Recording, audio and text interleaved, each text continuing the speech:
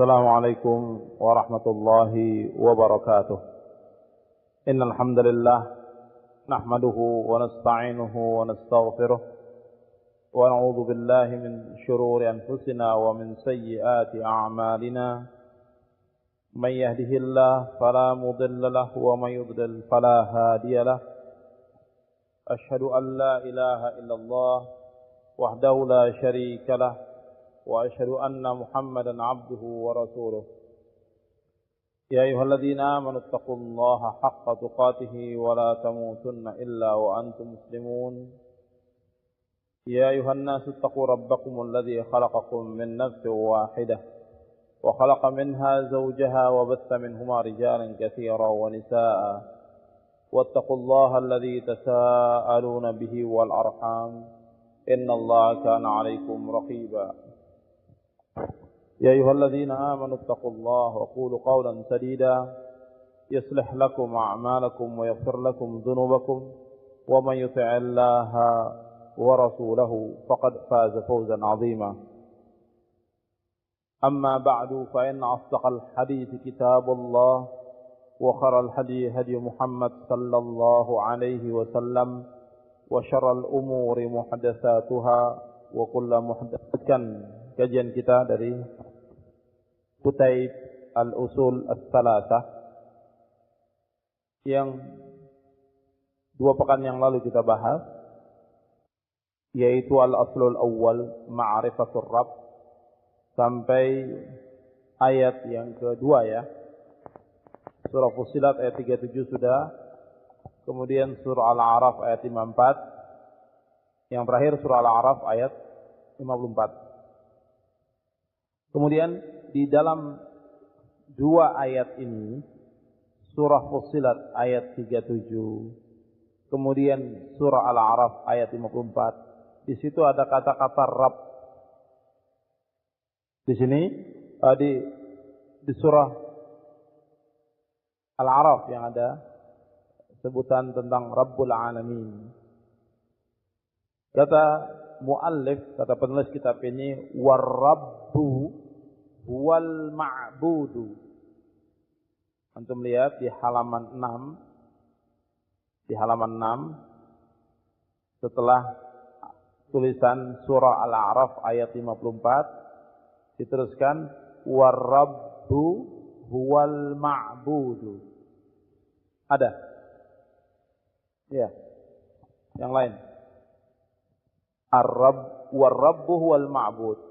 Rabb itu ialah ma'bud. Artinya Rabb itu ialah yang disembah, yang diibadahi. Artinya war-Rabbu, Allah itulah yang diibadahi. Jadi war-Rabbu wal ma'bud. Wad dalil qaulu ta'ala, yang menunjukkan bahwa Rabb itu adalah ma'bud, bukan sekedar Rabb saja. Jadi maksudnya Allah bukan sekedar pencipta saja. Allah bukan hanya memberikan rezeki saja. Allah bukan hanya memiliki langit dan bumi. Allah bukan hanya mengatur alam semesta ini saja, tetapi Allah lah yang disembah satu-satunya. Yang lain dari Allah tidak boleh disembah. Allah lah satu-satunya yang diibadahi, selain Allah tidak boleh diibadahi. Itu yang dimaksud dengan dasar ayat, yaitu wad dalilu qauluhu ta'ala. Dalil yang menunjukkan bahwa ar-rabbu huwal ma'bud, yaitu dalilnya firman Allah Ta'ala, ya ayyuhan nasu ubudu rabbakumul ladzi khalaqakum. Ya ayyuhan nasu ubudu rabbakumul ladzi khalaqakum walladzina min qablikum la'allakum tattaqun. Alladzi ja'ala lakumul arda firasha was-samaa'a binaa'a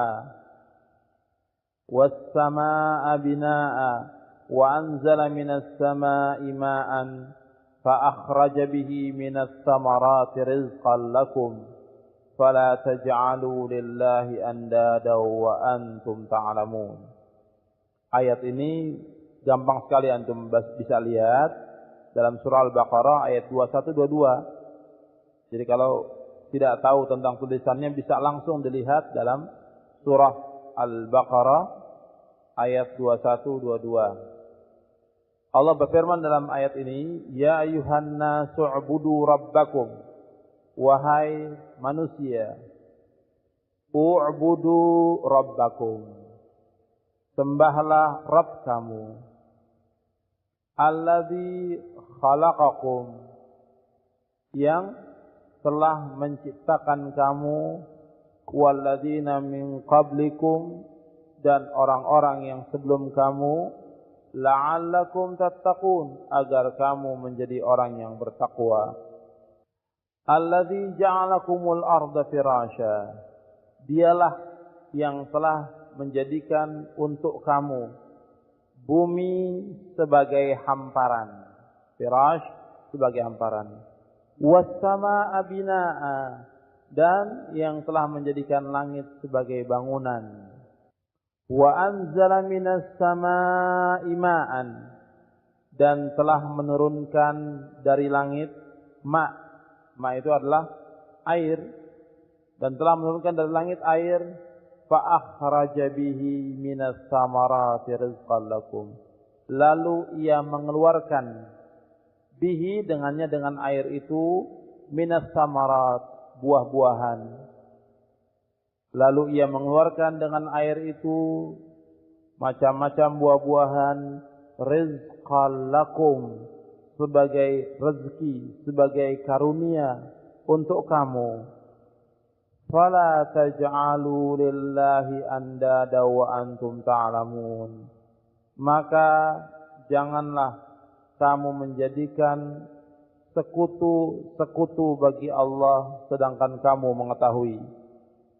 Dalam ayat ini, dalam surah Al-Baqarah ayat 21-22, Allah berfirman, wahai manusia, beribadalah kamu kepada Rabb kamu yang telah menciptakan kamu dan yang menciptakan orang-orang sebelum kamu agar kamu bertakwa, yang telah menjadikan bagi kamu bumi sebagai hamparan, langit sebagai bangunan, dan telah menurunkan dari langit air, yang dengan itu menurunkan air hujan.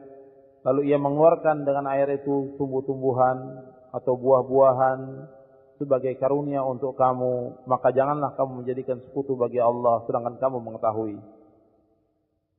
Di dalam ayat ini Allah menyebutkan kata-kata ya ayyuhan nasu ubudu rabbakum alladzi khalaqakum. Kata-kata ini yang diambil oleh muallif penulis kitab ini, bahwa Rabb, yang makna Rabb ini sudah saya jelaskan. Apa makna Rabb itu? Rabb itu adalah Khaliq, Razik, Malik, dan Mudabbir. Allah itu sebagai Khaliq. Khaliq itu maknanya yaitu Rabb, bukan Khaliq. Khaliq, Razik, Malik, dan Mudabbir. Di Rabbun itu maknanya Khaliq, artinya Allah sebagai pencipta. Razik yang memberikan rezeki. Kemudian Malik yang menguasai alam semesta. Mudabbir yang mengatur alam semesta ini. Kalau Malik yang menguasai, kalau Mudabbir yang mengatur. Jadi kalau ada orang memahami Rabb dengan tidak diiringi dengan ibadah, maka pengakuan itu sama dengan kaum musyrikin. Karena kaum musyrikin mengakui Allah sebagai Khaliq yang menciptakan langit dan bumi. Kaum musyrikin mengakui Allah sebagai Razik yang memberikan rezeki. Kaum musyrikin mengakui Allah sebagai Malik yang menguasai atau yang memiliki alam semesta ini. Mereka mengakui, orang-orang musyrikin. Kemudian yang mengatur alam semesta ini juga mereka mengakui Allah. Jadi kalau sebatas itu dengan tidak ada beribadah kepada Allah, maka sama dengan kaum musyrikin. Makanya diartikan oleh muallif dalam kitab ini bahwa yang dikatakan Rabb itu ma'bud, yang disembah, bukan sekedar penciptaan, tapi dari tujuan penciptaan ini semuanya, dan Allah memberikan karunia kepada hambanya agar Allah disembah, diibadahi. Yang saya sebutkan tadi bahwasanya Rabb itu diakui oleh kaum musyrikin, bahwa yang menciptakan langit ini Allah, kemudian yang memberikan rezeki Allah, yang memiliki langit dan bumi Allah, itu diakui oleh kaum musyrikin. Seperti antum bisa lihat dalam beberapa surah, di antaranya dalam surah Al-Mu'minun, surah 23 ayat 84, 85, 86, 87, 88, 89. Di situ disebutkan tentang qul limanil ardu wa man fiha in kuntum ta'lamun. Katakanlah, siapa yang memiliki bumi dan apa-apa yang ada di atasnya jika kamu mengetahui. Sayaquluna lillah, mereka katakan Allah. Qul afala tadhakkarun, katakanlah, apakah kamu tidak mau ingat? Qul man rabbus samawati as-sab'i wa rabbul arsyil 'azim, sayaquluna lillah. Katakanlah, siapa Rabb yang menguasai langit yang 7 atau yang memiliki langit yang 7 dan Rabb bagi arsy yang agung. Sayaquluna lillah, mereka katakan Allah.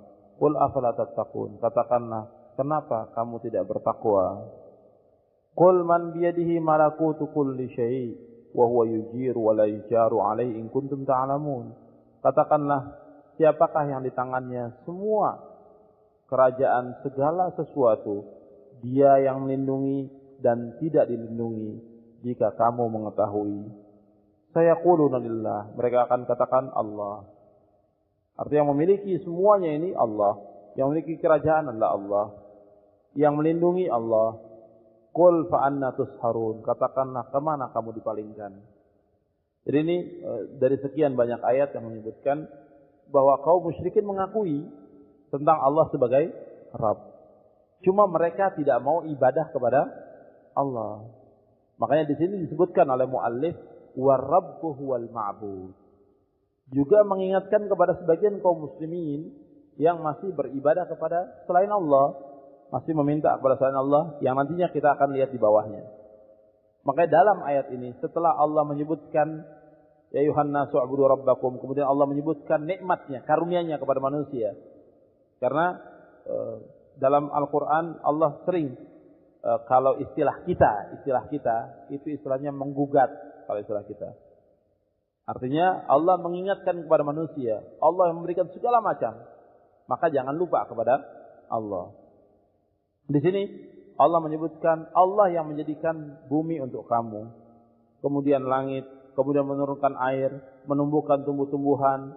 Terakhirnya Allah katakan, fala taj'alu lillahi andada wa antum ta'lamun. Maka janganlah kamu menjadikan fala taj'alu lillahi andada wa antum ta'lamun. Jangan kamu menjadikan sekutu bagi Allah. Jadi tanda syukur manusia kepada Allah, ta'atul mun'im, taat kepada Allah yang memberikan nikmat dengan tidak menyekutukan Allah. Yang banyak dilakukan oleh manusia, dia taat bukan kepada mun'im, tapi taatnya kepada nikmat. Mun'im itu zat yang memberikan nikmat, yaitu Allah. Jadi yang dikatakan asyukru, syukur itu ta'atul mun'im, taat kepada yang memberikan nikmat, bukan ta'at lin ni'mah. Bukan taat kepada nikmat. Bukan taat kepada nikmat yang Allah berikan. Nah, banyak manusia taat kepada nikmat. Artinya beribadah kepada nikmat. Artinya disibukkan dengan harta. Umpamanya diberikan segala macam karunia oleh Allah, buah-buahan. Bukan Allah yang disembah, buah-buahan disembah. Atau pohon, atau yang lain. Ini bukan syukur yang seperti ini. Makanya syukurnya Allah mengingatkan fala taj'alu lillahi andada wa antum ta'lamun. Setelah Allah memberikan segala macam kepada kamu, karunia, buah-buahan dan segala macam, maka jangan kamu menjadikan sekutu bagi Allah sedangkan kamu mengetahui. Qala Ibnu Katsir rahimahullahu taala. Telah berkata Al-Hafidz Ibnu Katsir, Al-Hafidz Ibnu Katsir ini seorang mufassir yang mengikuti manhaj para salafus saleh. Tafsirnya tafsir birriwayah. Tafsir yang dibawakan oleh Ibnu Katsir birriwayah. Artinya ketika menjelaskan ayat disebutkan riwayatnya, hadisnya disebutkan. Dan kadang-kadang juga disebutkan oleh Ibnu Katsir ini hadis yang sahih, ini hadis yang dhaif, dijelaskan. Ini tafsir birriwayah. Ini yang dipegang oleh para ulama. Tafsir birriwayah, bukan tafsir birra'yi. Bahwa ada juga nanti tafsir dengan ra'yu, itu juga hati-hati. Jadi orang yang semata-mata ngerti bahasa Arab kalau tidak tahu tafsir asal baca saja bisa salah. Karena yang sesat juga ada. Yang membingungkan juga ada. Sedangkan yang sudah diakui ini tafsir Ibnu Katsir. Dia merupakan muridnya Syekhul Islam Ibnu Taimiyah. Kata Al-Hafidz Ibnu Katsir dalam tafsirnya, Al-Khaliqu li hadhil asya'i huwal mustahiqqu lil ibadah. Al-Khaliq yang menciptakan li hadhil asya' bagi segala sesuatu ini, yang dimaksud segala sesuatu yaitu yang menciptakan manusia di alam ayat ini. Kemudian yang menciptakan langit, menciptakan bumi, menurunkan air, menumbuhkan tumbuh-tumbuhan. Nah, yang menciptakan segala macam ini yang tadi disebutkan dalam ayat ini dalam surah Al-Baqarah 2122, huwal mustahiqqu lil ibadah. Hanya dia saja yang berhak untuk diibadahi. Hanya dia saja. Artinya hanya Allah saja yang berhak untuk diibadahi. Al-mustahiq artinya yang berhak untuk diibadahi. Sekarang kita bicara soal ibadah. Ya, apa yang dimaksud dengan anwa'ul ibadah? Kalau yang dimaksud ibadah di sini enggak disebutkan definisi ibadah, langsung dibawakan anwa'ul ibadah. Sekarang definisi ibadah. Yang dikatakan ibadah menurut penjelasan Syekhul Islam Ibnu Taimiyah dalam kitabnya Al-Ubudiyah, kata beliau, yang dikatakan ibadah ismun jami'un likulli ma yuhibbuhu Allahu wa yardahu min aqwalin wa af'alin al-zahirati wal batinah. Jadi yang dikatakan ibadah, al-ibadatu ismun jami'un. Ismun nama, jami'un yang mencakup. Jadi satu nama yang mencakup. Likulli bagi tiap-tiap. Likulli bagi tiap-tiap. Ma yuhibbuhullahu bagi tiap-tiap apa-apa yuhibbuhullahu yang dicintai Allah, wa yardahu dan diridainya, min aqwalin, min artinya dari, min aqwalin, aqwal jamak dari apa? Qaulun jamaknya aqwal, min aqwal dari perkataan, wa af'al jamak dari fi'il, wa af'al dan perbuatan, dari perkataan dan perbuatan, baik yang zahir, yang lahir maupun yang batin. Jadi saya ulangi artinya, yang dikatakan ibadah itu satu nama yang mencakup likulli bagi tiap-tiap ma yuhibbuhu Allahu, apa-apa yang dicintai Allah, wa yardah, dan diridainya. Itu nama yang mencakup bagi setiap apa-apa yang dicintai oleh Allah dan diridainya, min aqwalin, dari aqwal perkataan, wa af'al perbuatan, az-zahirah wal batinah, yang zahir dan batin, lahir dan batin. Jadi itu definisi ibadah. Ada banyak yang memberikan definisi ibadah, tapi definisi ini ya yang diambil oleh para ulama dari kitabnya Syekhul Islam Ibnu Taimiyah. Sekarang kita melihat macamnya ibadah. Jadi macam dari ibadah ini, wa anwa'ul ibadati allati amara Allahu biha. Antum lihat lagi bukunya. Wa anwa'ul ibadati allati amara Allahu biha. Anwa' artinya macam-macam. Dan macam-macam ibadah allati amara Allahu biha, yang Allah perintahkan dengannya. Jadi macam-macam ibadah yang Allah perintahkan dengannya. Mislul Islam, artinya seperti Islam, wal iman, wal ihsan. Wa minhu, ada ulama menyebutkan bukan wa minhu, yaitu wa minha.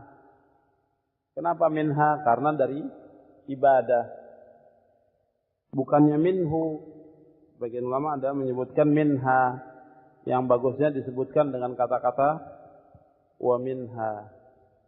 Dan diantaranya, diantara apa? Diantara ibadah itu. Jadi hak ini kembalinya kepada ibadah, anwa'il ibadah. Jadi wa minha ad-du'a, ad-du'a'u wal khawfu wal raja'u wat tawakkulu wal ragbatu wal rahbatu wal khusyu'u wal khasyatu wal inabatu wal isti'anatu wal isti'adzatu wal istighatsatu wal dhabhu wan nadhru wa ghairu dzalika min anwa'il ibadati allati amara Allah biha kulluha lillahi ta'ala. Itu kurang ya. Kulluha lillahi ta'ala. Ada kalimat kata-kata kulluha lillahi ta'ala. Jadi ditambah dengan kata-kata kulluha lillahi ta'ala. Tambah dengan lillahi ta'ala. Jadi kata Al-Hafidz Ibnu Katsir, yang menciptakan segala sesuatu ini dia yang berhak untuk diibadahi. Sekarang macam-macam ibadah itu gimana? Yang diperintahkan oleh Allah. Dicontohkan seperti Islam, untuk ibadah, tempat kita untuk beribadah. Din dan isinya ibadah kepada Allah.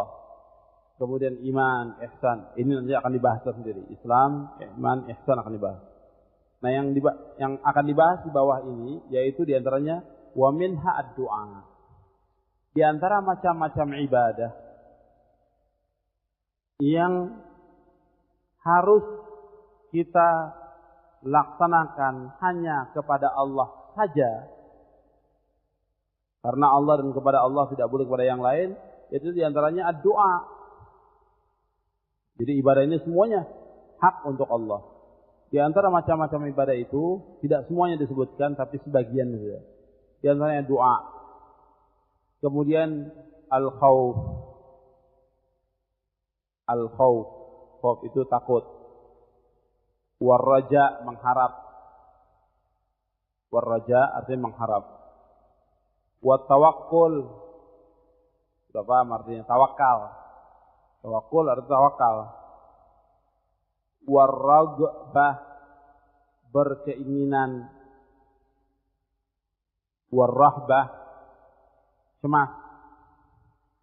Wal-khusyu', ya khusyuk artinya dalam bahasa Indonesia juga sudah diartikan dengan khusyuk. Wal khasyah, khasyah sama dengan khauf. Khauf dengan khasyah sama. Tadi khauf artinya takut, khasyah juga sama takut. Wal inabah, inabah artinya bertaubat. Inabah artinya bertaubat. Wal isti'anah, isti'anah artinya minta tolong. Isti'anah, minta tolong.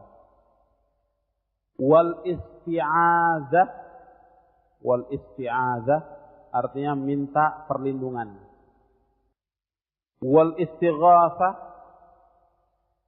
wal istighatsah minta tolong di saat sulit. Istighatsah itu artinya minta tolong di saat sulit. Kalau isti'anah minta tolong secara umum, tapi kalau istighatsah minta tolong di saat sulit. Wadzabah, zabah artinya menyembelih. Wadzabah artinya menyembelih. Wan nazar, bernazar. Nazar artinya wan nazar artinya nazar. Wa ghairu dzalik, dan selain dari itu, ghairu dzalik selain dari itu, min anwa'il ibadati allati amara Allahu biha, dari macam-macam ibadah yang Allah perintahkan dengannya. Kulluha lillah, semuanya itu harus dikerjakan karena Allah. Semua itu harus dikerjakan karena Allah. Semua itu harus dikerjakan karena Allah. Dan menurut syariat Allah,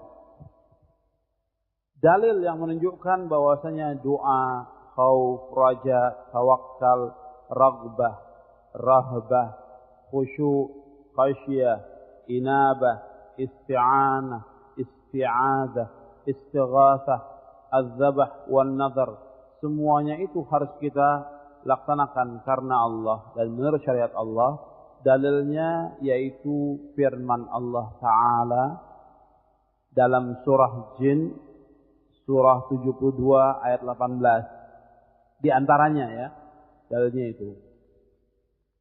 Yaitu, وَأَنَّ الْمَسَاجِدَ لِلَّهِ فَلَا تَدْعُوا مَعَ اللَّهِ أَحَدًا. Dan bahwasanya masjid-masjid itu kepunyaan Allah. Dan bahwasanya masjid-masjid itu kepunyaan Allah, fala tad'u ma'allahi ahada, maka janganlah kamu berdoa bersama Allah dengan seorang pun.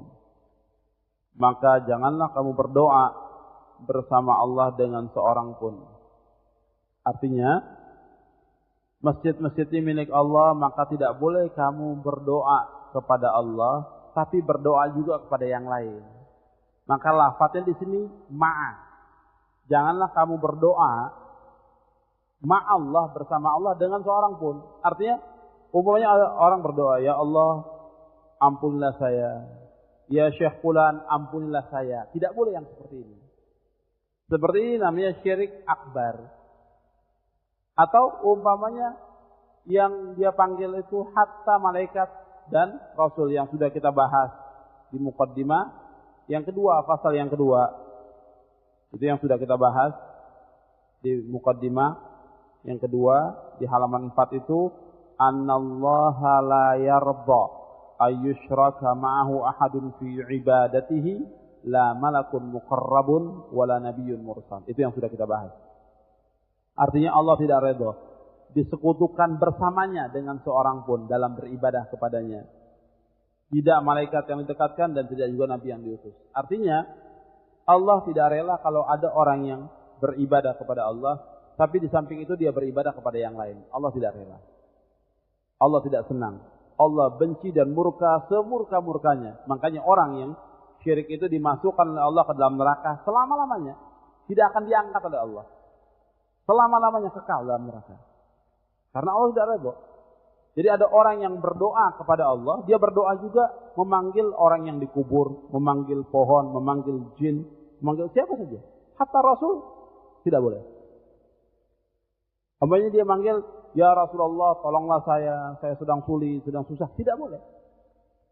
Berdoa itu hanya kepada Allah. Maka Allah katakan, ud'uni astajib lakum. Berdoalah hanya kepadaku, tidak kepada yang lain. Jadi di sini dalam ayat ini, masjid-masjid milik Allah sudah saya artikan. Yaitu yang pertama, masjid artinya tempat ibadah. Tidak boleh ada orang menyekutukan Allah di masjid-masjid Allah. Yang kedua, anggota sujud. Dalam kita beribadah, itu hanya kita tunduk kepada Allah saja, tidak boleh kepada yang lain. Jadi yang dimaksud, wa annal masajida lillahi fala tad'u ma'allahi ahada. Nah, kalau seandainya ada orang yang beribadah kepada Allah, tapi dia beribadah juga kepada yang lain. Dia beribadah kepada Allah, beribadah juga kepada yang lain. Bagaimana hukumnya? Dijelaskan di sini. Faman sarafa minha syai'an li ghairillahi fahuwa musyrikun kafir. Faman, maka barang siapa sarafa, memalingkan, minha, dari ibadah-ibadah itu, syai'an, sedikit saja, li ghairillah, kepada selain Allah. Jadi barang siapa memalingkan dari ibadah itu, sedikit saja, kepada selain Allah, fahuwa musyrikun kafir, maka dia musyrik kafir. Jadi hukuman ini yang menyebutkan demikian, Allah dalam Al-Quran nanti akan dibawakan ayatnya. Jadi orang yang menyekutukan Allah, itu dikatakan musyrik. Memalingkan ibadah kepada selain Allah, musyrik kafir. Maka di antara pembatal-pembatal Islam, di antara pembatal-pembatal Islam, nawaqidul Islam, yaitu syirik. Orang memalingkan ibadah kepada selain Allah, dia termasuk orang yang batal Islamnya. Dalam batal-batal Islam. Jadi bukan masalah sembarangan. Ini masalah besar, bukan masalah kecil. Dan ini masih ada di kalangan kaum muslimin yang mengerjakan demikian. Meminta kepada orang yang sudah dikubur, meminta kepada pohon, meminta kepada mayit, minta kepada siapa saja selain Allah. Yang seperti ini namanya syirkun akbar. Dan ini insya Allah nanti kita akan bahas bagaimana tentang kata-kata dia musyrik kafir.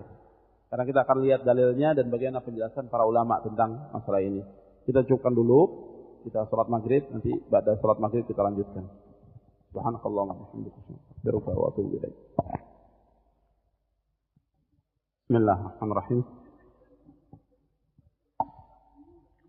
Alhamdulillah wassalatu wassalamu ala Rasulillah, asyhadu an la ilaha illallah wa la syarika lah wa asyhadu anna Muhammadan abduhu wa rasuluh. Kita lanjutkan. Tadi dijelaskan oleh muallif, penulis Qutaib ini, yang terakhir, faman sarafa minha syai'an li ghairillahi fahuwa musyrikun kafir. Barang siapa yang memalingkan dari macam-macam ibadah sedikit saja kepada selain Allah, maka dia musyrik kafir. Dikatakan musyrik atau kafir orang yang memalingkan ibadah kepada selain Allah, karena ibadah ini milik Allah, yang harus orang laksanakan hanya kepada Allah, tidak boleh kepada yang lain. Jadi memalingkan satu jenis ibadah kepada selain Allah dikatakan musyrik. Dan ini dikatakan demikian secara hukum dengan beberapa dasar ayat Al-Quran. Di antaranya di sini disebutkan wad-dalilu qauluhu ta'ala. Dalilnya firman Allah Ta'ala, wa man yad'u ma'allahi ilahan akhara la burhana lahu bihi fa innama hisabuhu 'inda rabbih innahu la yuflihul kafirun. Dalam surah Al-Mu'minun, ayat 117, wa man yad'u ma'allahi ilahan akhar, dan barang siapa yang beribadah, ini berdoa kita artikan dengan beribadah bersama Allah kepada Tuhan yang lain. Barang siapa yang berdoa atau beribadah bersama Allah kepada Tuhan yang lain, la burhana lahu bihi, padahal tidak ada dalil baginya. Burhan, tidak ada dalil baginya, tidak ada penjelasan baginya. Bihi, artinya tentang itu, tentang ibadah itu, fa innama hisabuhu 'inda rabbih, maka sesungguhnya hisabnya 'inda rabbih, di sisi Rabbnya. Sesungguhnya perhitungannya, hisabnya artinya perhitungan, 'inda rabbih, di sisi Rabbnya. Innahu la yuflihul kafirun, sesungguhnya tidak akan bahagia orang-orang kafir. Innahu, sesungguhnya, la yuflihul kafirun, tidak akan berbahagia orang-orang kafir. Di dalam ayat ini, Allah menyebut tidak berbahagia orang-orang kafir. Ayat ini ada kaitan dengan awal ayatnya.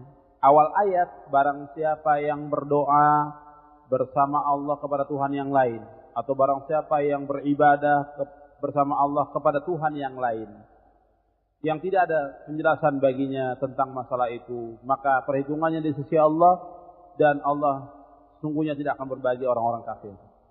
Di dalam ayat ini Allah sendiri mengatakan orang yang beribadah kepada selain Allah dikatakan kafir. Ibadah kepada selain Allah yang tidak ada penjelasan bagi dia, tidak ada nas ayat maupun hadis yang menyuruh demikian dia lakukan, maka orang itu kafir. Jadi ayat Allah sendiri yang mengatakan demikian. Jadi orang yang memalingkan beribadah kepada selain Allah, artinya dia beribadah kepada Allah dan juga beribadah kepada yang lain, dikatakan oleh Allah kafir. Jadi umpamanya ada orang yang berdoa kepada selain Allah, meminta kepada selain Allah. Dan ini banyak. Yang seperti ini masih banyak dilakukan di Indonesia maupun di beberapa negara Islam yang lainnya. Artinya mereka meminta kepada mayit, meminta kepada jin, meminta kepada pohon, minta kepada batu, minta kepada yang lain. Yang jelas semua itu bukan yang diperintahkan oleh Allah. Artinya tidak ada penjelasan. Bahkan Allah mengatakan bahwa tidak boleh orang menyekutukan dirinya, zatnya. Orang yang melakukan pemalingan ibadah kepada selain Allah, Allah sendiri mengatakan syirik. Artinya memalingkan ibadah kepada selain Allah, syirik. Orang yang melakukannya musyrik. Jadi secara hukum asal kita katakan dia musyrik kafir. Tapi ta'yin, ini hati-hati, ta'yin menentukan orangnya itu kafir tidak boleh. Ini perhatikan. Jadi umpamanya ada orang yang kita lihat jelas, dia kalau ibadah itu, sholat 5 waktu sholat, tetapi suatu waktu, apa tiap pekan, apa tiap bulan, dia mesti ziarah ke satu kubur, yang dianggap kubur keramat umpamanya. Dia minta di situ, dia panggil nama Syekh Fulan, apakah itu Syekh Abdul Qadir Jalani, apakah Naqsyabandi atau Sanusi atau yang lain-lain, Tijani. Kita lihat jelas dia melakukan demikian. Kita tidak boleh mengatakan dia musyrik atau kafir. Secara hukum asal, betul. Secara umum, orang yang melakukan demikian kafir. Tapi kita mesti tahu, kenapa dia melakukan demikian? Apa karena dia jahil? Dia bodoh? Atau mungkin karena dia dipaksa? Atau dia hidup di satu tempat yang tidak ada satupun hujjah risaliyah yang masuk ke daerah itu? Maka tidak bisa kita katakan dia kafir. Ini hati-hati. Masalah kafir mengkafirkan, hati-hati. Secara hukum asal memang demikian istimbat para ulama dari sekian ayat, dan seluruh ulama mengatakan demikian. Seluruh ulama sejak zaman dahulu sampai hari ini, orang yang memalingkan ibadah kepada selain Allah kafir. Betul perkataan itu. Tetapi yang harus kita ingat, tidak boleh kita ta'yin, menentukan orangnya, tidak boleh. Jadi umpamanya ada orang yang mengatakan bahwa agama Kristen itu Islam. Kristen itu agak tunduk. Perkataan itu perkataan kufur. Tapi mengatakan orangnya kafir, nanti dulu. Kecuali kalau dia melakukannya atau mengatakan demikian jelas. Artinya sudah ada beberapa orang mengingatkan dia, tidak boleh. Enggak, tetap ini pendapat saya. Begini. Ada beberapa kawan sudah ingatkan, tetap. Maka kalau dia tetap berpendapat demikian, baru kita katakan dia kafir. Perkataan yang seperti ini, hati-hati. Ta'yin. Ada kalimat-kalimat yang disebutkan oleh para ulama, kalimat itu kufur. Kalimatnya kufur. Tapi orangnya belum tentu kafir. Seperti ada orang, mungkin dia mengatakan itu karena khilaf. Mungkin dia mengatakan karena terpaksa. Mungkin dia mengatakan karena jahil. Mungkin dia mengatakan karena tempatnya di daerahnya kiai itu menerangkan demikian. Kamu harus menyembah kepada kubur ini, minta. Kalau tidak, tidak sah. Bahkan ada yang kalau haji itu mesti mampir dulu ke kubur si Habib, kubur si kiai atau si wali. Kalau nggak mampir, nggak sah hajinya. Ini sudah syirkun akbar, perbuatan ini syirik akbar yang tidak akan diampuni dosanya oleh Allah. Tapi karena jahil. Makanya dalam Al-Quran selalu diingatkan sesudah datangnya petunjuk. Kalau sudah datang petunjuk, bagi dia masih mengingkari, nah baru dia bisa dikatakan musyrik. Tapi selalu dalam Islam tidak disebut secara langsung ta'yin. Ini harus diingat, hati-hati kita. Dalam masalah ta'yin tidak boleh. Dalam Al-Quran seperti Allah menyebutkan dalam surah An-Nisa, ya, surah yang keempat ayat 115. Allah berfirman, "Wa may yushaqiqir rasula min ba'di ma tabayyana lahul huda wa yattabi' ghaira sabilil mu'minin nuwallihi ma tawalla wa nuslihi jahannam wa sa'at masira." Kata Allah dalam surah An-Nisa surah yang keempat ayat 115, "Wa may yushaqiqir rasula," dan barang siapa yang menentang Rasul, min ba'di ma tabayyana lahul huda. Antum ingat dalam ayat ini sesudah datang kepadanya petunjuk, sudah jelas baginya petunjuk. Kemudian wa yattabi' ghaira sabilil mu'minin, dan mengikuti selain jalan kaum mukminin, yaitu mengikuti jalan selain jalan sahabat. Kami akan palingkan kemana dia berpaling, dan kami akan masukkan ke neraka jahanam, dan neraka jahanam sejelek-jelek tempat kembali. Di dalam ayat ini Allah menyebutkan min ba'di ma tabayyana lahul huda. Sesudah datangnya sudah jelas bagi dia petunjuk. Jadi kalau belum datang hujjah yang diistilahkan oleh para ulama, hujjah risaliyah. Artinya hujjah ada risalah yang sampai kepada dia. Penjelasan bahwa ini perbuatan kafir, perbuatan ini syirik. Sudah dijelaskan, dia masih menolak perbuatan ini, maka dia masuk kepada yang demikian. Artinya masuk dalam syirik dan kufur. Itu yang dikatakan hujjah risaliyah. Jadi orang yang menyembah kepada selain Allah, berdoa kepada selain Allah, menyembah batu, patung atau yang lain-lain, atau dia minta kepada jin, minta tolong kepada jin. Perbuatan ini jelas perbuatan yang syirik, syirkun akbar. Nah, kita jelaskan bahwa perbuatan ini tidak benar. Ini syirik, ini dalilnya, ini hadisnya. Seperti ini sudah dijelaskan, sudah sampai kepada dia hujjah risaliyah. Masih tetap dia musirrun ala ra'yih. Tetap dia kepada pendapatnya, maka yang seperti itu dikatakan kufur. Syirik akbar. Tetapi bagi kita cukup kita tinggalkan saja. Dengan tidak mentakyin bahwa dia sudah sampai hujjah risaliyah kepada dia. Dia tidak mau, kita tinggalkan. Begitu Islam. Jadi kita tidak usah paksakan atau kita umumkan yang seperti itu, kecuali kalau seandainya syarnya lebih besar, baru kita umumkan. Syarnya, bahayanya lebih besar, umpamanya ahlul bid'ah. Dia ahlul bid'ah dan ahlul syirik. mengajak orang untuk berbuat syirik. Kita jelaskan kepada umat. Hati-hati kepada si fulan. Boleh kita sebut namanya kepada yang demikian itu. Karena apa? Karena bahayanya besar. Mudaratnya besar kepada umat. Itu dibolehkan. Sebagaimana para ulama dalam kitab-kitab Al-Jarh wa Ta'dil menyebutkan demikian. Ini perhatikan. Tapi kalau orang awam, kita anggap dia karena jahil. Mau orang tua atau famili kita segala macam jahil, maka wajib kita dakwahkan. Dan butuh waktu, nggak bisa sekaligus berubah. Butuh waktu agar dia berubah dari kebiasaan yang salah, yang syirik kepada jalan yang benar. Ini perhatikan, yang seperti ini musyrik kafir. Seperti tadi yang saya sebutkan, masalah pembatal-pembatal Islam. Di antaranya pembatal-pembatal Islam, di antaranya yang tadi saya sebutkan, mulai ada orang berpendapat bahwa agama selain Islam itu agama yang benar. Semua agama sama. Agama selain Islam itu benar, sama-sama tujuannya kepada Allah.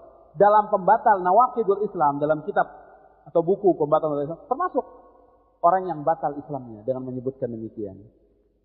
Karena dia masih mempercayai agama selain Islam. Sedangkan menurut Al-Quran bahwa satu saja agama yang benar, yaitu Islam. Selain itu Allah katakan batil. Dan Allah mengatakan orang yang mencari agama selain Islam tidak akan diterima oleh Allah dan dia termasuk orang-orang yang merugi. Dan juga sabda Nabi, orang yang mendengar aku diutus, kata Nabi, dia tidak beriman kepadaku, tidak masuk Islam, baik dia Yahudi maupun Nasrani, maka dia termasuk ahli neraka, kata Nabi. Hadis itu sahih, diriwayatkan oleh Imam Muslim. Nah, kita lanjutkan. Kita lanjutkan hadisnya tentang berdoa ini adalah ibadah. Wa fil hadithi ad-du'a'u mukhul ibadah. Dalam hadis disebutkan doa itu mukhul ibadah. Hadis ini hadis dhaif. Tahu dhaif? Lemah. Yang benar ad-du'a'u huwal ibadah. Yang sahih ad-du'a'u huwal ibadah. Doa itu adalah ibadah. Kalau ada orang bilang, kan maknanya bagus. Dalam hadis bukan soal makna bagus. Bukan soal maknanya bagus, tapi sanadnya sahih atau tidak. Karena kita bicara hadis itu bicara sanad. Sanadnya sahih atau tidak. Bersambung atau tidak. Ada rawi yang tercela atau tidak. Begitu. Bukan soal maknanya bagus. Dan itu sering dibawakan oleh para ulama. Artinya mu'allif membawakan karena keliru, wajar.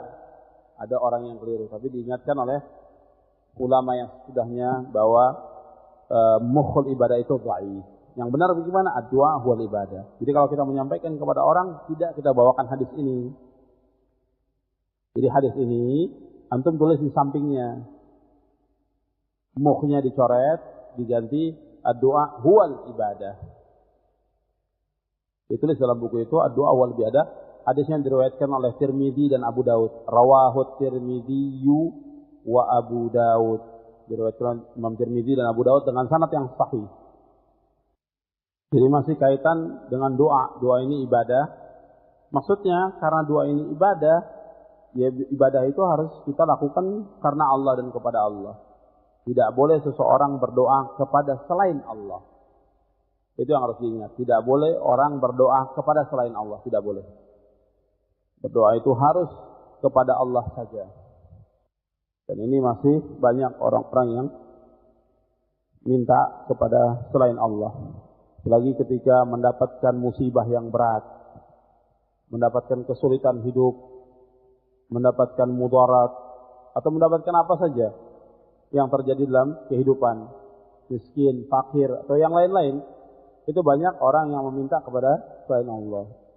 Imma dia datang ke dukun, imma dia datang ke orang yang sudah mati, atau kepada siapa saja yang jelas-jelas selain Allah. Padahal Allah suruh dalam Al-Quran, dalam surah Ghafir, surah Al-Mu'min ayat 60 itu. Wad-dalilu qawluhu ta'ala, Allah suruh berdoa kepada dirinya. Yaitu berdoa itu ibadah, karena ibadah itu hak Allah, maka seseorang berdoa harus kepada Allah.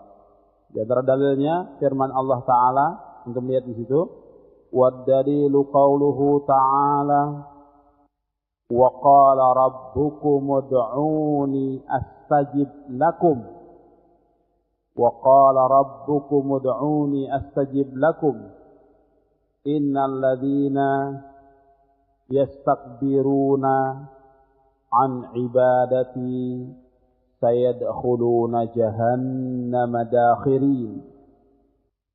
Dalam surah Ghafir atau dikenal juga dengan surah Al-Mu'min. Ghafir atau Al-Mu'min. Ada beberapa surah yang kadang-kadang mempunyai 2 nama, kadang-kadang ada mempunyai 3 nama. Seperti Ghafir ini sering juga disebut dengan Mu'min. Surah Al-Mu'min ayat 60. Allah berfirman, "Wa qala rabbukum ud'uni astajib lakum." Dan Rabbmu berkata, "Ud'uni, berdoalah kepadaku, astajib lakum, pasti aku akan kabulkan kepadamu." Aku akan kabulkan, astajib, aku akan jawab, aku akan kabulkan kepada kamu. Innal ladzina, inna sesungguhnya, alladzina yastakbiruna, orang-orang yang sombong.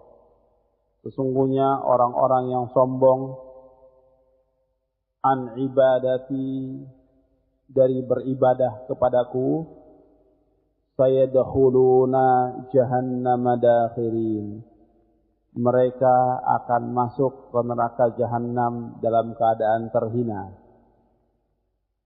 Jadi orang yang sombong dari beribadah kepadaku, mereka akan masuk ke neraka jahanam dalam keadaan terhina. Ini dalil-dalil yang dibawakan oleh muallif tentang masalah ibadah dan doa. Jadi tidak bisa dilepaskan antara doa dengan ibadah.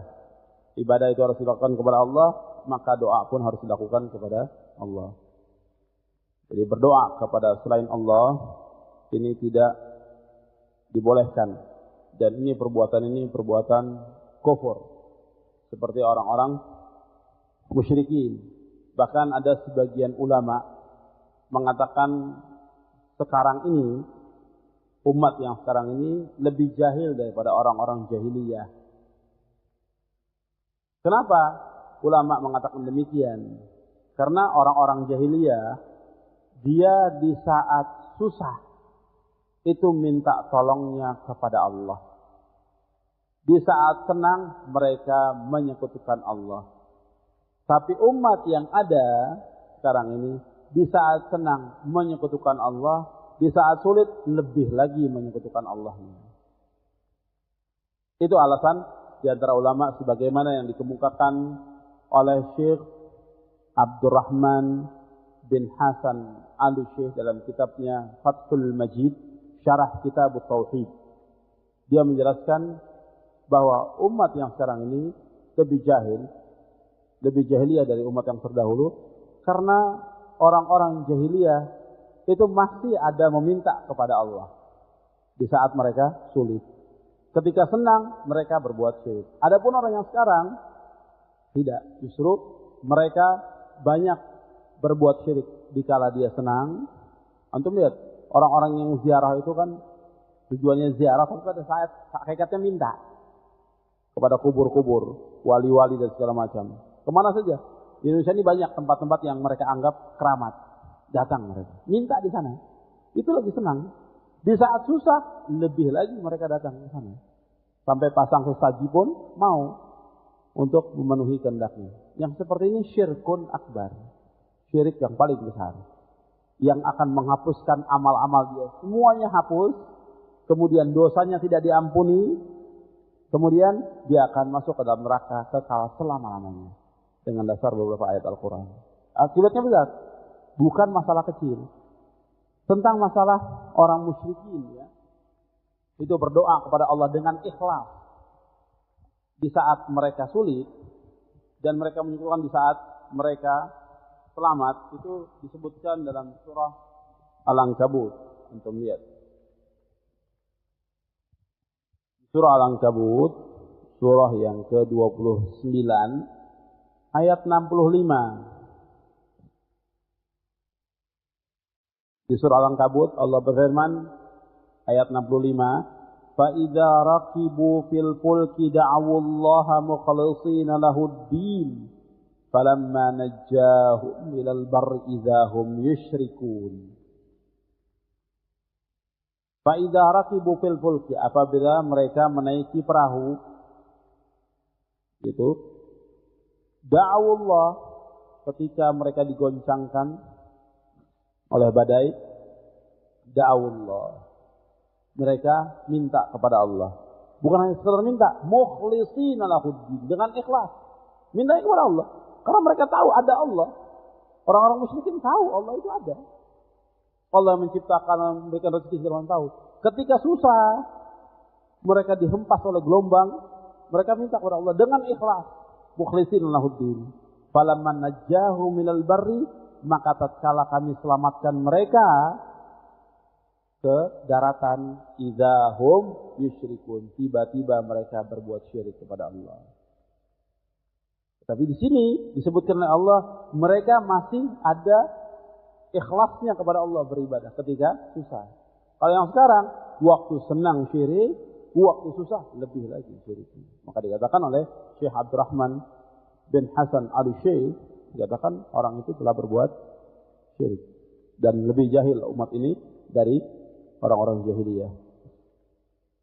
Jadi tentang masalah memalingkan ibadah kepada selain Allah itu syirik, dan syirik ini tidak akan diampuni dosanya oleh Allah. Ayatnya sudah beberapa kali saya sampaikan. Yang pertama, syirik itu tidak akan diampuni dosanya oleh Allah. Pertama dalam surah An-Nisa ayat 48 dan 116. Yang kedua, bahwa syirik itu tempatnya di neraka dalam surah Al-Maidah ayat 72. Innahu may yusyrik billah faqad harramallahu alaihi al-jannah wa ma'wahu an-nar. Orang yang berbuat syirik kepada Allah, tempatnya di neraka. Diharamkan bagi dia surga dan tempat di neraka. Kemudian yang ketiga, orang yang berbuat syirik, memalingkan ibadah kepada selain Allah, itu hapus amal-amalnya. Dasarnya surah Az-Zumar surah 39 ayat 65, yaitu la in asyrakta la yahbatanna 'amaluka wa la takunanna minal khasirin. Seandainya engkau berbuat syirik, maka akan batal amal-amalmu dan engkau termasuk orang-orang yang merugi. Dalam surah Az-Zumar ayat 65. Jadi orang-orang yang berbuat syirik itu dia akan kekal. Kemudian bawakan lagi beberapa ayat yang menjelaskan tentang musyrikin dan kafirin. Mereka akan kekal dalam neraka. Jadi bukan masalah ringan masalah ini. Jadi tidak boleh seorang memalingkan ibadah kepada selain Allah atau berdoa kepada selain Allah, tidak boleh. Jadi meskipun itu yang melakukan kiai atau ustadz di kampung atau guru ngaji atau segala macam, tidak selamanya mereka itu benar. Jadi wajib kita ingatkan, karena dasar kita Quran dan hadis serta contoh para sahabat radhiyallahu alaihim ajma'in, apa yang dipegang oleh para sahabat. Dan tidak ada seorang sahabat pun yang minta kepada Nabi. Yang jelas Nabi itu lebih tinggi daripada para wali, lebih tinggi dari para kiai, lebih tinggi dari para habib, lebih tinggi dari siapa saja. Tidak ada seorang pun sahabat yang minta memanggil-manggil nama Rasul sesudah wafatnya Rasul. Dan yang ingat lagi bahwa orang yang sudah mati la yanfa' wa la yadur, tidak bisa memberikan manfaat dan mudarat. Itu yang wajib kita ingatkan kepada kaum muslimin, terutama yang masih melakukan demikian. Kemudian kita masuk kepada yang kedua. Setelah doa, sekarang khauf. Jadi kalau ada orang yang memalingkan khaufnya bukan kepada Allah tapi khauf kepada yang lain, ini juga termasuk syirik. Dalilnya firman Allah Ta'ala, wa darilul khaufi qauluhu ta'ala fala takhafuhum wa khafuni in kuntum mu'minin. Dan dalil khauf firman Allah Ta'ala, maka janganlah kamu takut kepada mereka dan takutlah kepadaku jika kamu orang-orang yang beriman. Jadi dalil khauf, maka janganlah kamu takut kepada mereka dan takutlah kepadaku jika kamu orang-orang yang beriman. Dalam surah Al-Imran ayat 75. Ini yang perlu diingat, khauf itu ada dua. Ada yang namanya khauf itu ibadah. Ada khauf itu yang namanya khauf tabi'i. Kalau khauf tabi'i ini tidak apa-apa. Seperti orang takut jatuh dari tempat yang tinggi, takut kepada binatang buas. Ini wajar, yang seperti tabi'i, sifatnya tabi'i. Tapi kalau takut yang sifatnya ibadah, yang tidak boleh dia takut, nah bisa membawa kepada syirik. Nah, takut dia kepada jin, umpamanya takut miskin. Kalau punya anak banyak itu takut miskin umpamanya. Ini takut ibadah yang tidak boleh mestinya dia takut. Yang seperti ini tidak boleh dia takut, karena yang menjamin adalah Allah Subhanahu wa taala. Dia takut umpamanya kepada jin sampai dia dalam masalah ibadah, dalam masalah melaksanakan ibadah, masalah kehidupan ini luar biasa takutnya. Ini tidak benar. Karena dia harus takut kepada Allah. Yang demikian itu dia harus minta kepada Allah. Kalau dia umpamanya ada rasa-rasa was-was segala macam, mintanya kepada Allah. Tapi takut kepada itu sampai melakukan kesyirikan dengan masang sesaji atau dia minta kepada dukun, ini syirik ya, seperti ini. Jadi Nabi diingatkan oleh Allah, fala takhafuhum wa khafuni. Di antaranya juga ini kepada manusia, dia tidak boleh takut. Janganlah kamu takut kepada mereka, manusia. Takutlah kepadaku jika kamu orang-orang yang beriman.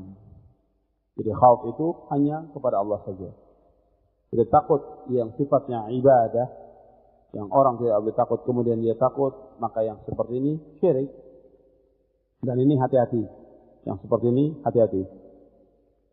Kadang-kadang tidak dirasakan seorang itu takut dalam berbagai hal. Dan ketakutan ini sudah menyelimuti kaum muslimin seperti yang diramalkan oleh Rasulullah. Apa kata Rasulullah? Umat ini sudah ditimpa penyakit wahan. Apa wahan itu? Hubbud dunya wa karahiyatul maut. Yaitu cinta kepada dunia dan takut mati. Dalam mati itu pasti, tidak perlu ditakuti. Mati itu satu kepastian yang tidak boleh orang takut kepada kematian. Kemudian yang lainnya, wadilul raja. Dalil raja itu artinya mengharap. Mengharap itu kepada Allah. Dalilnya bahwa raja itu harus mengharap kepada Allah. Kita berharap hanya kepada Allah, tidak boleh kepada yang lain, yaitu firman Allah dalam surah Al-Kahfi ayat 110. فَمَنْ كَانَ يَرْجُو لِقَاءَ رَبِّهِ فَلْيَعْمَلْ عَمَلًا صَالِحًا وَلَا يُشْرِكْ بِعِبَادَةِ رَبِّهِ أَحَدًا.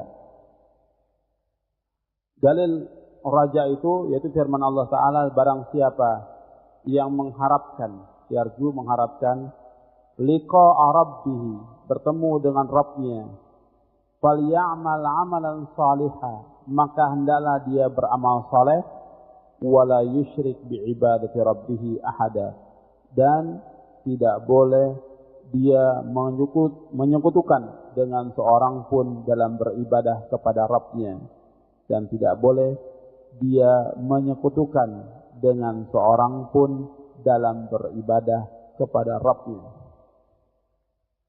Jadi raja itu hanya kepada Allah. Jadi orang yang mengharap bertemu dengan Allah, orang yang mengharapkan ganjaran dari Allah, yang itu yang harus dia harap dalam hidup ini. Dia raja hanya kepada Allah, tidak kepada yang lainnya. Karena manusia tidak memiliki apa-apa. Apalagi orang yang sudah mati. Sedangkan yang memiliki itu hanya Allah semuanya. Jadi harapan manusia hanya kepada Allah. Ar-raja min Allah. Dan ini pembahasannya panjang tentang khauf raja, ini dibahas oleh para ulama dalam beberapa kitab tentang khauf dan raja. Karena kadang-kadang ada orang yang khaufnya berlebihan, ada juga yang rajanya berlebihan.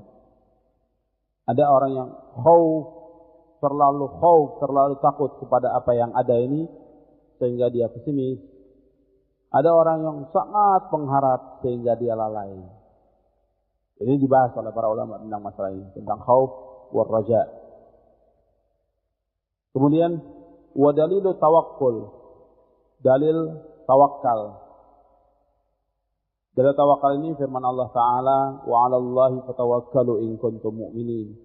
Dan kepada Allah lah engkau bertawakal jika kamu termasuk orang-orang yang beriman. Ini ayat-ayatnya bisa dilihat dalam mushaf Al-Quran. Kemudian dalam surah At-Talaq ayat 3, wa man yatawakkal 'alallahi fahuwa hasbuh. Dan barang siapa yang bertawakal kepada Allah, fahuwa hasbuh, maka cukuplah Allah. Hasbuh ay kafihi, artinya cukuplah Allah baginya. Artinya barang siapa yang bertawakal kepada Allah, maka cukuplah Allah baginya. Tawakal itu ada sesudah adanya ikhtiar. Ini perhatikan, tawakal itu ada sesudah adanya ikhtiar. Seperti orang dalam masalah mencari ma'isyah, ya, mencari kehidupan, mata pencarian. Dia usaha dulu baru tawakal kepada Allah. Dalam masalah apa saja, umpamanya dia terkena penyakit, dia ikhtiar dulu berobat. Kalau memang sudah dia berusaha nggak sembuh, tawakal kepada Allah, serahkan kepada Allah. Semuanya begitu. Dalam menghadapi musuh, ikhtiar dulu, berlatih, kemudian dia menyiapkan segala macam perlengkapan. Kemudian setelah itu sudah siap semuanya, baru tawakal kepada Allah. Apa saja semuanya demikian. Tawakal kepada Allah. Jadi sesudah ikhtiar, baru dia tawakal kepada Allah. Dan tawakal ini artinya i'timadul qalbi 'ala Allah. Hati ini berserah kepada Allah. Itu yang dikatakan tawakal. Jadi menyerahkan, pasrah kita hanya kepada Allah. I'timadul qalbi 'ala Allah. Itu yang dikatakan tawakal. Disebut masalah tawakal termasuk ibadah, sebab ada juga orang yang tawakalnya bukan kepada Allah. Dicontohkan orang-orang jahiliyah. Kalau mereka habis berusaha itu, laporannya bukan kepada Allah, kepada patung, kepada pohon. Diajak bicara. Kalau belum berhasil juga, ya ada kan seperti nazar, sembelihan kepada patung, kemudian berjalan lagi. Tawakal. Nah di umat Islam ada yang seperti itu. Dalam sekte tertentu yang jelas, ini bukan dari firqah najiyah, bukan dari golongan yang selamat. Yaitu kalau mereka sudah ikhtiar, kembalinya kepada si kiai, tawakalnya kepada dia. Yang seperti ini salah. Mesti tawakalnya kepada Allah, bukan kepada itu. Dalam firqah-firqah di luar Islam, nanti juga ada kaitan masalah taubat, maka dibawakan bawahnya itu nanti soal masalah taubat. Taubat juga begitu. Ada sebagian orang yang kalau dia berbuat kesalahan, mestinya bertaubatnya kepada Allah. Dalam Al-Quran banyak. Wa tubu ilallahi jami'an ayyuhal mu'minun la'allakum tuflihun. Taubatnya kepada Allah. Tapi ada orang yang taubat kepada selain Allah. Jadi kalau dia berbuat salah, laporannya kepada imamnya, kepada kiainya. Ini dalam firqah-firqah yang bukan al-firqah an-najiyah. Jadi begitu. Dia seperti juga orang-orang Nasrani. Nasrani kalau berbuat salah, laporannya kepada pendeta. Nah, yang seperti ini, yaitu memalingkan ibadah kepada selain Allah. Jadi tawakal itu kepada Allah dan cukup Allah bagi kita. Kemudian wa dalilur raghbah war rahbah al khusyu' qaulu ta'ala innahum kanu yusari'una fil khairati wa yad'unana raghaban wa rahaba wa kanu lana khashi'in. Dalam surah Al-Anbiya ayat 90.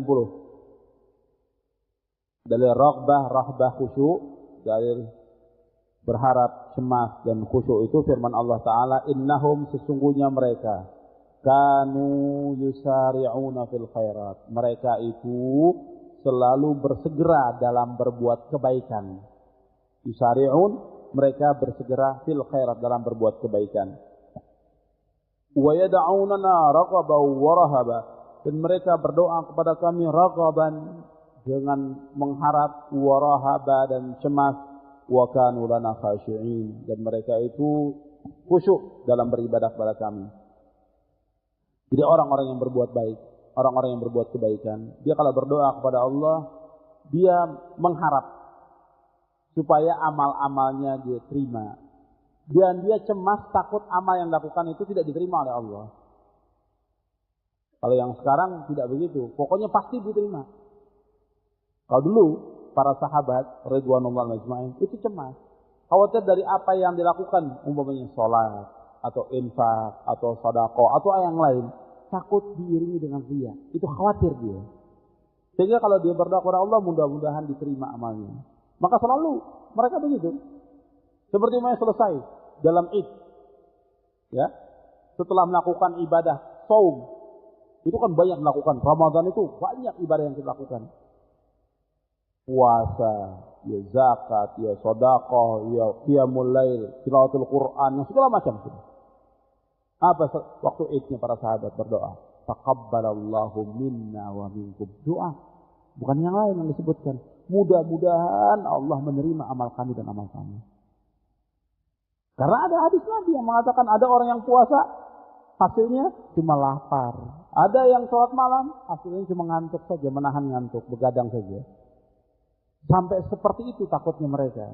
Karena keimanan yang tinggi, begitu. Kalau sekarang sudah pasti aja, begitu selesai salam, lari sudah. Sholatnya diterima. Kalau para sahabat, bagaimana sholatnya? Mudah-mudahan bisa diterima oleh Allah. Mudah-mudahan sholat ini betul-betul mendapatkan fadilah. Maka mereka selalu berdoa, Allahumma inni as'alukal jannah wa a'udzubika minan nar. Minta jannah dan minta dijauhkan dari api neraka. Dan minta diterima amal-amalnya. Kalau yang sekarang yakin sudah, pasti diterima. Sholat pokoknya 3 menit lari. Langsung diterima. Kalau dulu tidak. Mereka tuh malah berdoa kepada raghaban wa rahaba. Ya Allah, terimalah. Dan mereka cemas takut tidak diterima amal-amalnya. Dan itu harus ada. Raghbah dan rahbah harus ada pada setiap mukmin. Kemudian wadaril khasyah. Qauluhu ta'ala fala takhshawhum wakhshawni. Dan dalil khasyah itu firman Allah Ta'ala, maka janganlah kamu takut kepada mereka dan takutlah kepada aku. Ya, sampai di sini dulu. Sampai dalilul khasyah. Adapun yang lain seperti masalah wa anibu ila rabbikum, masalah taubat ini nanti kita akan bahas tersendiri. Karena masalah taubat ada yang perlu saya tambahkan tentang syarat-syarat taubat dan segala macam. Supaya kita tahu bagaimana pengertian taubat dan bagaimana syaratnya menurut syariat Islam, dan kita bertaubat kepada siapa. Begitu.